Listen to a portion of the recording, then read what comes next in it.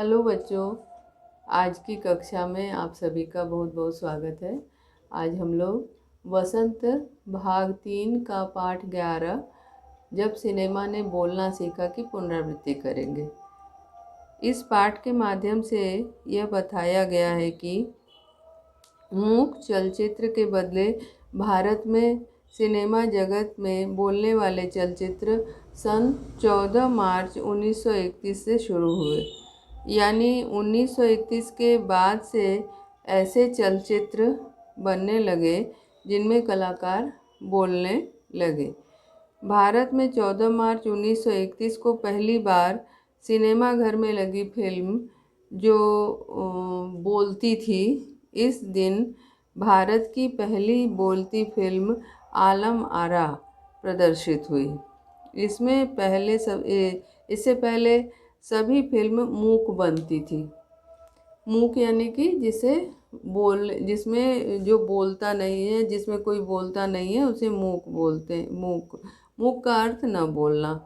पहली बोलती फिल्म आलम आरा को बनाने वाले फिल्मकार थे अर्देशीर एम ईरानी। उन्होंने 1929 में हॉलीवुड की एक बोलती फिल्म शो बोर्ड देखी थी। तभी से उनके मन में भी बोलती फिल्म बनाने की इच्छा जगी। उन्होंने फारसी रंगमंच के नाटक के आधार पर फिल्म पटकथा बनाई तथा कई गाने ज्यों के त्यों रखे। इस फिल्म में संगीतकार न होने के कारण उन्होंने इसकी गाने को धुन स्वयं ही दिया। इसके संगीत के लिए तबले, हारमोनियम और वायलिन, इन 3 वाद्य का ही प्रयोग किया गया। W.M.E. खान इसके पहले पार्श्व गायक थे। पहला गाना था दे दे खुदा के नाम पर प्यारे अगर देने की ताकत है। फिल्म की शूटिंग रात में करनी पड़ी थी, अतः कृत्रिम प्रकाश की भी व्यवस्था करनी पड़ी थी। अर्देशीर की कंपनी ने भारतीय सिनेमा के लिए 150 मूक फिल्म और 100 से ज़्यादा बोलती फिल्म बनाई। ये है संक्षेप में सारांश। अब हम लोग पाठ पढ़ेंगे। जब सिनेमा ने बोलना सीखा। वे सभी सजीव हैं, सांस ले रहे हैं, 100% बोल रहे हैं। 78 मुर्दा इंसान जिंदा हो गए। उनको बोलते, बातें करते देखो। देश की पहली सवाक फिल्म आलम आरा के पोस्टरों पर विज्ञापन की ये पंक्तियाँ लिखी हुई थी। 14 मार्च 1931 की वह ऐतिहासिक तारीख भारतीय सिनेमा में बड़े बदलाव का दिन था। इसी दिन पहली बार भारत के सिनेमा ने बोलना सीखा था।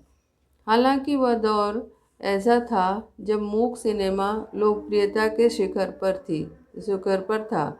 पहली बोलती फिल्म जिस साल प्रदर्शित हुई, उसी साल कई मूक फिल्में भी विभिन्न भाषाओं में बनी। मगर बोलती फिल्मों का नया दौर शुरू हो गया था।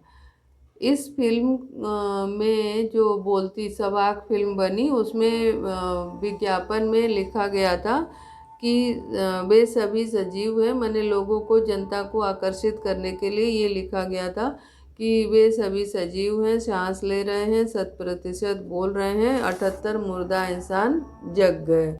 78 मुर्दा इंसान जिंदा हो गए हैं और बातें कर रहे हैं, इन्हें देखो। ये लोगों को आकर्षित करने के लिए विज्ञापन दिया गया था। देश की पहली सवाक फिल्म आलम आरा थी और इसके पोस्टरों पे यही विज्ञापन की पंक्तियां छपी हुई थी। 14 मार्च सन 1931 की वह ऐतिहासिक तारीख जो भारतीय सिनेमा के लिए एक बड़े बदलाव का दिन था। इसी दिन पहली बार भारत में सिनेमा ने बोलना सीखा था। यानी सिनेमा में बोलने वाले कलाकारों ने बोलना शुरू किया था। हालांकि वह दौर ऐसा था जब मूक सिनेमा लोकप्रियता के शिखर पे थी। उस दौर में ये सवाक फिल्म शुरू हुई, जबकि मूक फिल्म जो है अपने शिखर पर थी, मतलब कि लोग उसको बहुत पसंद करते थे।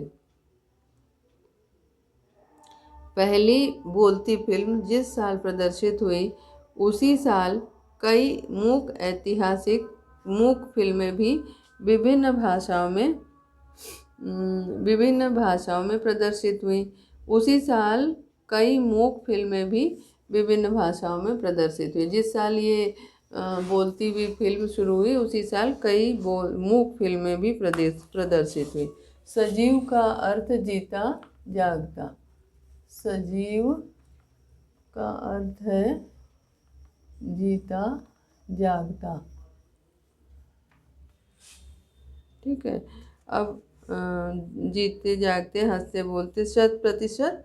100% का अर्थ है पूरी तरह। 100% का अर्थ है पूरी तरह। 100% का अर्थ है पूरी तरह। और इस सवाक स मने साथ में और वाक मने वाणी, मतलब सवाक यानी कि बोलते हुए।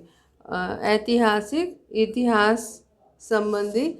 ऐतिहासिक में दो शब्द हैं, इतिहास और एक प्रत्यय का प्रयोग हुआ है।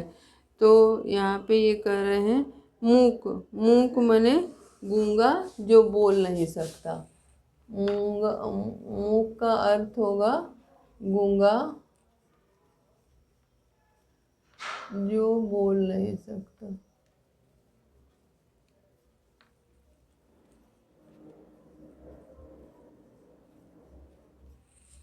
ठीक है।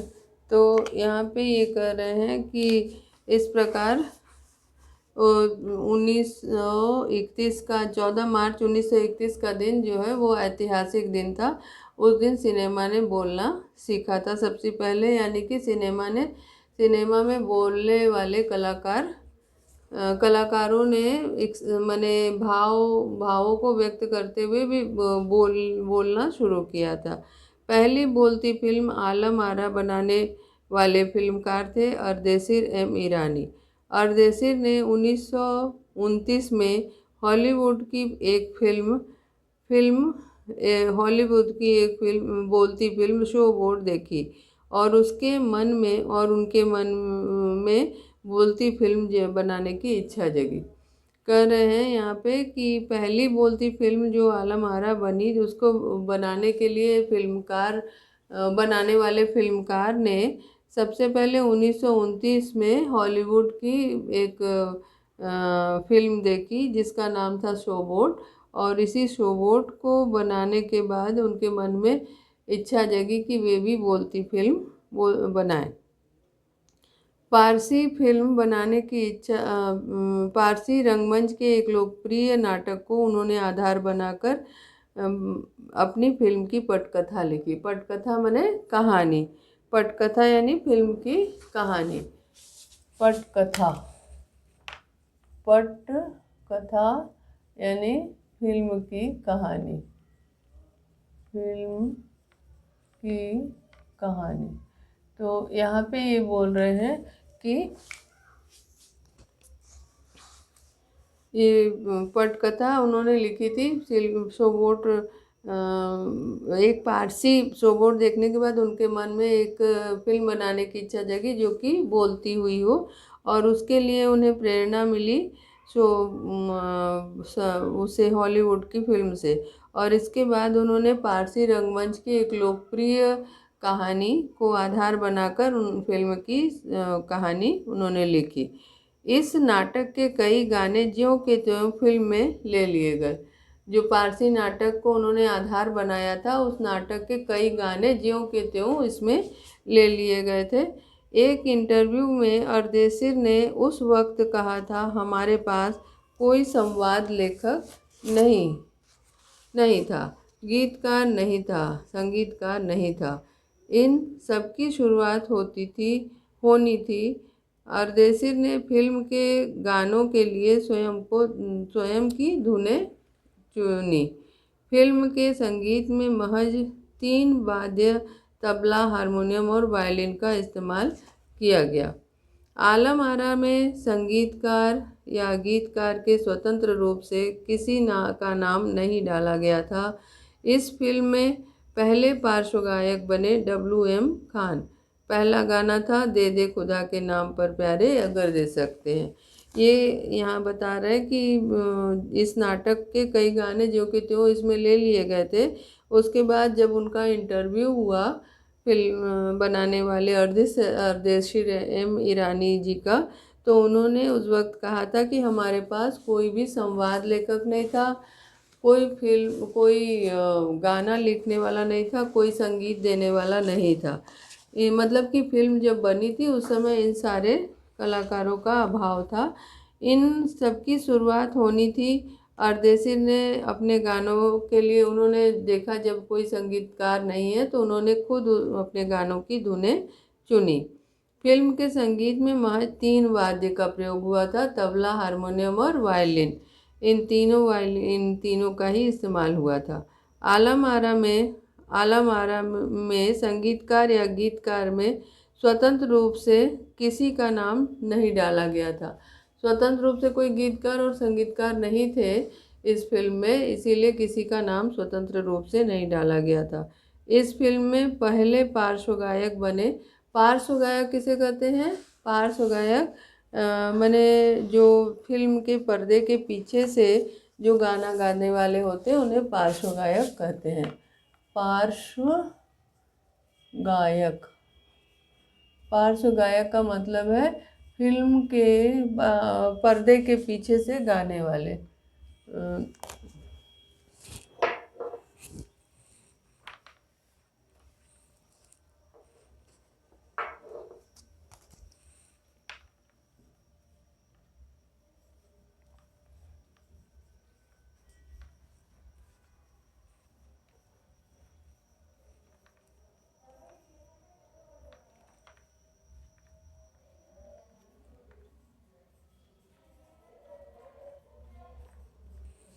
पर्दे के पीछे से जो गाते हैं उनको बोलते हैं पार्श्व गायक। ठीक है, तो यहाँ पे करें कि उस समय पार्श्व गायक कौन बने थे उस फिल्म के? WM खान।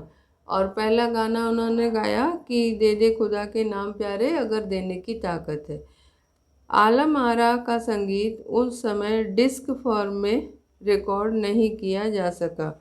यहाँ पे ये बता रहे हैं कि फिल्म की शूटिंग शुरू हुई तो साउंड के कारण ही इसकी शूटिंग रात में करनी पड़ी थी। मूव युग की अधिकतर फिल्मों को दिन के प्रकाश में शूट कर लिया जाता था, मगर आलम आरा की शूटिंग रात में होने के कारण इसमें कृत्रिम प्रकाश व्यवस्था करनी पड़ी। यहीं से प्रकाश प्रणाली जो आगे फिल्म निर्माण का जरूरी हिस्सा बन गई। ये बोल रहे हैं कि डिस्क फॉर्म में वो नहीं गई थी। डिस्क फॉर्म का अर्थ क्या होता है? डिस्क फॉर्म का अर्थ होता है तावा CD के रूप में जो होता है उसको डिस्क फॉर्म कहते हैं। ठीक है, डिस्क फॉर्म का अर्थ होता है डिस्क फॉर्म। ठीक है,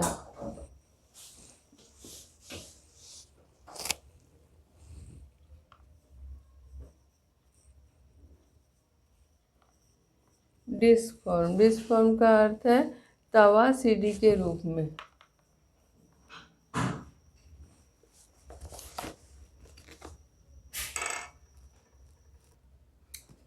इसमें ये बता रहे हैं कि आलम आरा का संगीत उस समय डिस्क फॉर्म में रिकॉर्ड नहीं किया गया था। डिस्क फॉर्म का अर्थ होता है तवा की तरह या CD की तरह जो होता है उसे डिस्क फॉर्म कहते हैं। उस समय उसमें रिकॉर्ड नहीं किया गया था और फिल्म की शूटिंग शुरू की गई थी क्योंकि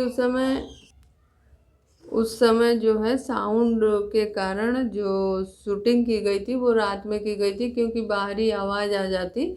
मूक फिल्म में ये नहीं था, ये समस्या नहीं थी, इसीलिए मूक फिल्म की शूटिंग जो है वह दिन में की जाती थी, परंतु इसमें जो है शूटिंग आवाज़ के कारण रात में की जाने लगी और जिसके लिए कृत्रिम प्रकाश की व्यवस्था करनी पड़ी। क्योंकि अधिकतर फिल्मों को दिन के प्रकाश में शूट किया जाता था, क्योंकि उसमें आवाज़ की आने की कोई भय नहीं था, और इसी कारण जो है वे दिन में उनकी शूटिंग होती थी, परंतु सवाक फिल्म की शूटिंग रात में होने लगी। मगर आलम आरा की शूटिंग रात में होने के कारण इसमें कृत्रिम प्रकाश व्यवस्था करनी पड़ी। कृत्रिम मतलब बनावटी प्रकाश की व्यवस्था करनी पड़ी थी। यहीं से प्रकाश प्रणाली बनी जो आगे फिल्म निर्माण का जरूरी हिस्सा बन गई। इसी समय से, मतलब ये जो फिल्म आलम आरा बनी उसी समय से प्रकाश की व्यवस्था जो शुरू हुई वो आगे के फिल्म तक जो है ये एक फिल्म की शूटिंग का ज़रूरी हिस्सा बन गया। यानी कि जब भी फिल्म की शूटिंग होगी उसमें प्रकाश की व्यवस्था आवश्यक हो गई। आलम आरा ने भविष्य के कई स्टार और तकनीशियन दिए ही अर्देशीर की कंपनी तक ने भारतीय सिनेमा के लिए 150 से अधिक मूक और लगभग 100 सवाक फिल्में दी। कह रहे हैं कि आलम आरा जो बनी उससे भविष्य में बहुत सारे कलाकार सामने आए। इसके साथ साथ टेक्नीशियन जो कि मतलब इलेक्ट्रॉनिक यानी बिजली से संबंधित जो भी काम होता था वो करने वाले जो विशेषज्ञ थे वे सामने आए। इसके अलावा अर्देशीर की जो कंपनी थी उस कंपनी ने 150 से अधिक मूक फिल्म बनाए। 150 से अधिक मूक फिल्म, मूक माने जो बोलते नहीं थे, ऐसे मूक फिल्म बनाए। और उसके बाद उन्होंने सवाक फिल्में भी 100 से अधिक सवाक फिल्में भी बनाई। तो इस तरह से उन्होंने फिल्म जगत में बहुत ही ज़्यादा उनका योगदान रहा है। Alam Ara film Arabian nights जैसी फैंटेसी थी। आलम आरा फिल्म और फैंटेसी माने कि मौज मस्ती से भरपूर। फैंटेसी यानी कि मौज मस्ती से भरपूर। फैंटेसी का अर्थ है मौज मस्ती से भरपूर। मौज मस्ती से भरपूर। मौज मस्ती से भरपूर फैंटेसी का अर्थ है। तो यहाँ पे ये कह रहे हैं कि आलम आरा जो थी फिल्म वो अरेबियन नाइट्स जैसी फैंटेसी थी। अरेबियन नाइट्स में जिस तरह से मौज मस्ती के दर्शन होते हैं, ठीक उसी तरह से आलम आरा फिल्म में भी फैंटेसी का प्रयोग किया गया था। फिल्म ने हिंदी उर्दू के मेल वाली हिंदुस्तानी भाषा को लोकप्रिय बनाया।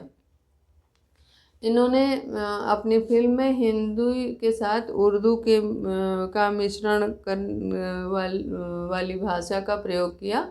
माने हिंदी और उर्दू के मिश्रण से युक्त भाषा का इन्होंने प्रयोग किया।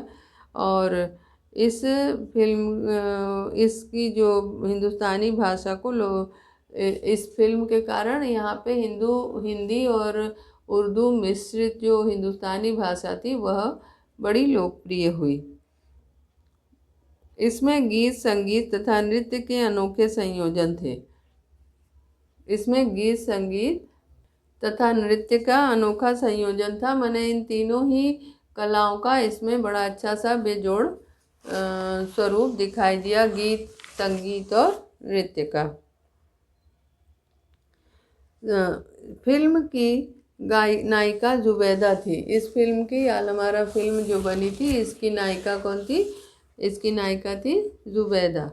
नायक थे विट्ठल, और इसमें जो काम करने वाले नायक थे वे अभिनेता जो थे उनका नाम था विट्ठल। नायिका थी जुबैदा और नायक थे विट्ठल। वे इस दौर के सर्वाधिक पारिश्रमिक पाने वाले स्टार थे। पारिश्रमिक का अर्थ होता है श्रम के बदले में मिला धन। पारिश्रमिक का अर्थ क्या होता है? श्रम के बदले में मिला हुआ धन। तो उस समय में, उस दौर में सबसे अधिक फिल्म में अभिनेता मतलब काम करने वाले अभिनेताओं में सबसे अधिक पैसे धन पाने वाले व्यक्ति थे विट्ठल। उनके चयन को लेकर भी एक किस्सा काफ़ी चर्चित है। विट्ठल को उर्दू बोलने में मुश्किलें आती थीं। पहले उनका बतौर नायक चयन किया गया, मगर इसी कमी के कारण उन्हें हटाकर उनकी जगह महबूब को नायक बना दिया गया।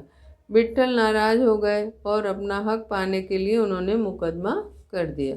अब यहाँ पे ये बोल रहे हैं कि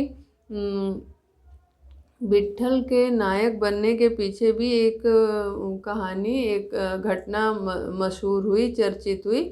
चर्चित शब्द जो है चर्चा और इत, दो चर्चा मूल शब्द है और इत प्रत्यय से मिलकर बना हुआ है। तो यहाँ पे ये कह रहे हैं कि विट्ठल का जो चयन हुआ, उनके चयन के पीछे एक घटना बड़ी मशहूर हुई, और वो घटना ये थी कि विट्ठल को उर्दू बोलना नहीं आता था। उर्दू बोलने में उन्हें मुश्किलें आती थी। इसी कारण फिल्म में उनको जो है हटाकर फिल्म से उनको नायक के रूप में, उनका चयन पहले हुआ था, उनको नायक के रूप में चुना गया था, परंतु उनको फिर हटा दिया गया और हटा करके उनकी जगह पर महबूब को नायक बनाया गया। इस बात से वे अत्यंत नाराज़ हो गए और उन्होंने अपने हक को पाने के लिए मुकदमा कर दिया। इस तरह से वे कह रहे हैं कि बाद में उन्होंने उस मुकदमे में उनकी जीत हुई और वे नायक फिर से बने। उस दौर में उनका मुकदमा मोहम्मद अली जिन्ना ने लड़ा, तो जो तब के मशहूर वकील हुआ करते थे। विट्ठल मुकदमा जीते और भारत की पहली बोलती फिल्म के नायक बने। उनकी कामयाबी आगे भी जारी रही। मराठी और हिंदी फिल्मों में वे लंबे समय तक नायक और स्टंट मैन के रूप में सक्रिय रहे। उनके अलावा आलम आरा में सोहराब मोदी, पृथ्वीराज कपूर, याकूब और जगदीश सेठी जैसे अभिनेता भी मौजूद रहे। आगे चलकर जो फिल्मोद्योग के प्रमुख स्तंभ बने। इसमें ये बता रहे हैं कि जो उस समय उन्होंने मुकदमा किया था अपने नायक का चयन को रोकने के लिए, जो उन्हें रोक दिया गया था नायक के रूप में, उन्हें नायक से हटा दिया गया था। तो उस अपने वापस अपना जो हक था उसको पाने के लिए उन्होंने जो मुकदमा किया था, उस मुकदमे को लड़ने के लिए वकील कौन थे? वकील का नाम था मोहम्मद अली जिन्ना। और मशहूर जो है एक उर्दू का शब्द है जिसका अर्थ है प्रसिद्ध। मशहूर का अर्थ है प्रसिद्ध। तो प्रसिद्ध वकील थे मोहम्मद अली जिन्ना, जो कि जिन्होंने की उनका केस माने उनका मुकदमा लड़ा। विट्ठल मुकदमा जीते और भारत की पहली बोलती फिल्म के नायक बने। इस प्रकार वे मुकदमा जीत गए और भारत की पहली सवाक फिल्म के नायक के रूप में वे सबके सामने आए। उनकी कामयाबी आगे भी जारी रही। कामयाबी मतलब उनकी जो प्रसिद्धि थी वो जो है उनकी सफलता, कामयाबी का अर्थ होता है सफलता। उनकी सफलता जो है फिल्मों में वो आगे भी जारी रही। मराठी और हिंदी फिल्मों में वे लंबे समय तक नायक और स्टंटमैन के रूप में सक्रिय रहे। वे मराठी और हिंदी जो फिल्में बनती रहीं उसमें वे नायक और स्टंटमैन का काम उन्होंने किया और सक्रिय रूप से उनकी भूमिका थी नायक और स्टंटमैन के रूप में। इसके अलावा आलम आरा में सोहराब मोदी, पृथ्वीराज कपूर, याकूब और जगदीश सेठी जैसे अभिनेता भी मौजूद थे। आगे चलकर जो फिल्मोद्योग के स्तंभ बने। ये सारे जो अभिनेता थे जिनका नाम यहाँ पे जिनके नाम का उल्लेख हुआ है, सोहराब मोदी, पृथ्वीराज कपूर, याकूब और जगदीश सेठी, ये सारे जो है उस फिल्म में थे। और वे जो है आगे चलकर फिल्मोद्योग जो था उसमें एक प्रसिद्ध स्तंभ के रूप में माने गए, जाने गए। यह फिल्म 14 मार्च 1931 को मुंबई के मैजेस्टिक सिनेमा में प्रदर्शित हुई। लेखक यहाँ बता रहे हैं कि ये फिल्म जो थी आलम आरा पहली जो सबाक फिल्म थी वह 14 मार्च सन 1931 को मुंबई यानी मुंबई में मैजेस्टिक जो सिनेमा हॉल है वहाँ पे प्रदर्शित हुई। फिल्म 8 सप्ताह तक हाउसफुल चली और भीड़ इतनी उमड़ती थी कि पुलिस के लिए नियंत्रण करना मुश्किल हो जाया करता था। कह रहे हैं कि ये फिल्म जो है उस समय इतनी ज़्यादा प्रसिद्ध हुई थी, इतनी प्रसिद्ध हुई थी कि ये 8 हफ्ते तक हाउसफुल चली। हाउसफुल यानी कि पूरी टिकट यहाँ की बिक जाती थी और पूरा हॉल भर जाता था इस तरह से। उसके बावजूद भीड़ यहाँ पे इतनी उमड़ती थी कि पुलिस को नियंत्रण करना मुश्किल हो जाता था। पुलिस इस भीड़ को नियंत्रित नहीं कर पाती थी। समीक्षकों ने इसे भड़कीली फैंटेसी फिल्म करार किया। समीक्षक यानी जो फिल्म के प्रति जो फिल्म की आलोचना करते हैं, मतलब उसके अच्छे और बुरे की चर्चा जो करते हैं उनको समीक्षक कहा जाता है। समीक्षक कोई भी हो, मतलब कि जो किसी भी चीज़ की अच्छाई बुराई के प्रति समीक्षा करता है, आलोचना करता है, उसको समीक्षक कहते हैं।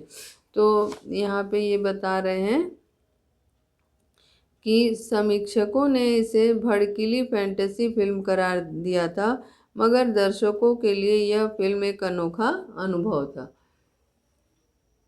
यहाँ पे ये है कि इस फिल्म को मतलब आलम आरा फिल्म को एक फैंटेसी के रूप में माना गया था, क्योंकि इसमें फैंटेसी का अर्थ आपको मैंने पहले ही बताया है, मौज मस्ती से युक्त ये सिनेमा थी। तो इसमें फैंटेसी का प्रयोग बहुत होने के कारण समीक्षकों ने कहा कि ये एक फैंटेसी फिल्म है, परंतु लोगों के लिए ये एक नया प्रयोग था। लोगों ने, क्योंकि इसके पहले कभी उन्होंने फिल्मों को बोलते हुए नहीं देखा था। मतलब फिल्मों में कोई भी बोलता नहीं था, मूक फिल्में देखी थी। तो पहली बार जब उन्होंने बोलते हुए कलाकारों को देखा तो उनके लिए एक अनोखा अनुभव था। और यही कारण था कि वहाँ पे सिनेमा हॉल में इतनी भीड़ हुआ करती थी और उस भीड़ को काबू करना मुश्किल हो जाया करता था। तो यहाँ समीक्षकों ने इन्हें भड़कीली फैंटेसी के रूप में इसको बताया कि ये फिल्म एक भड़कीली फैंटेसी है। और ये फिल्म जो थी वो 10,000 फुट लंबी थी और इसे 4 महीनों की कड़ी मेहनत से तैयार किया गया था। इस फिल्म जो वो था, रील था, उसकी लंबाई लेखक बता रहे हैं कि 10,000 फुट थी। इसकी लंबाई थी 10,000 फुट और इसे जो है 4 महीने की कड़ी मेहनत के बाद तैयार किया गया था। मतलब इस फिल्म को बनाने में 4 महीने की कड़ी मेहनत लगी। 4 महीने की कड़ी मेहनत के बाद इस फिल्म को बनाया जा सका था। इस फिल्म को बनाने में सफलता मिली थी। सवाक फिल्मों के नए दौर की शुरुआत कराने वाले निर्माता निर्देशक अर्देशीर इतने विनम्र थे कि जब 1956 में आलम आरा के प्रदर्शन के 25 वर्ष पूरे होने पर उन्हें सम्मानित किया गया और उन्हें सवाक फिल्म का पिता कहा गया। तो उन्होंने उसके जवाब में उन्होंने कहा कि मुझे इतना बड़ा खिताब देने की ज़रूरत नहीं है, मैंने तो देश के लिए अपने हिस्से का ज़रूरी योगदान किया। कह रहे हैं कि वे अर्देशीर ईरानी जो थे वे बड़े ही विनम्र प्रकृति के व्यक्ति थे और जब उन्हें इस फिल्म की सफलता में के निर्माता निर्देशक एक के अच्छे मतलब अच्छा जो इनका प्रदर्शन था, इस प्रदर्शन के कारण, इनके फिल्म की सफलता के कारण इन्हें 1956 में 25 वर्ष मतलब आलामारा का जब प्रदर्शन का 25 वर्ष पूरा हुआ तो इन्हें सम्मानित किया गया। इन्हें सम्मानित करने के बाद का इनको जो है एक पदवी दी गई और कहा गया कि ये भारतीय फिल्मों के सवाक फिल्मों के पिता हैं। तो इस अवसर पर उन्होंने ये कहा कि इतनी बड़ी खिताब उन्हें देने की, खिताब यानी पदवी, इतनी बड़ी पदवी देने की उन्हें आवश्यकता नहीं है, उन्होंने अपने हिस्से का ज़रूरी योगदान किया। आज बस इतना ही, फिर अगली कक्षा में पढ़ेंगे। धन्यवाद।